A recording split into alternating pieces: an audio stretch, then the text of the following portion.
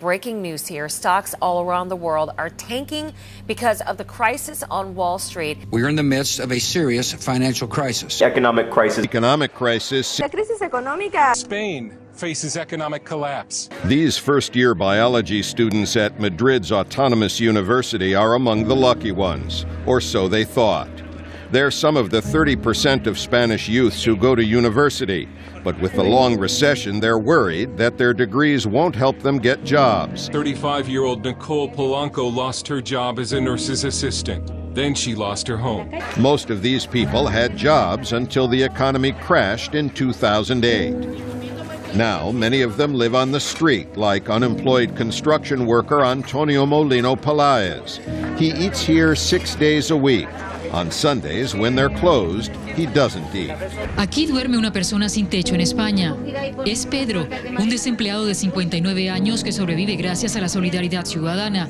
Antes de perder su trabajo, fue pintor, zapatero, sastre y vigilante. Squatters occupy an empty apartment building.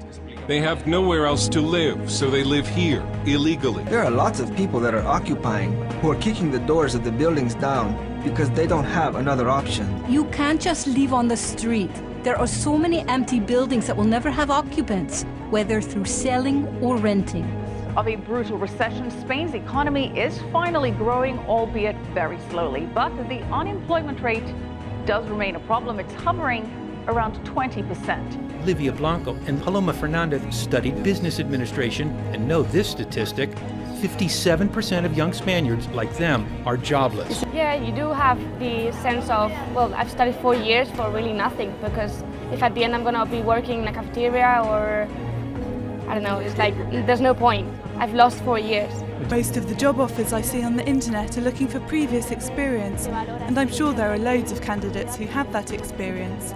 I don't. My goodness, you just can't see a way out. I'm in limbo. I don't seem to have enough professional experience in my own field or even in other less qualified fields. There's no job, so yes, it's like a lost generation. Which they want no part of. They get a small break.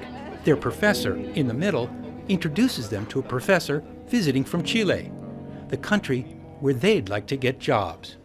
You can't ever lose hope. You mustn't.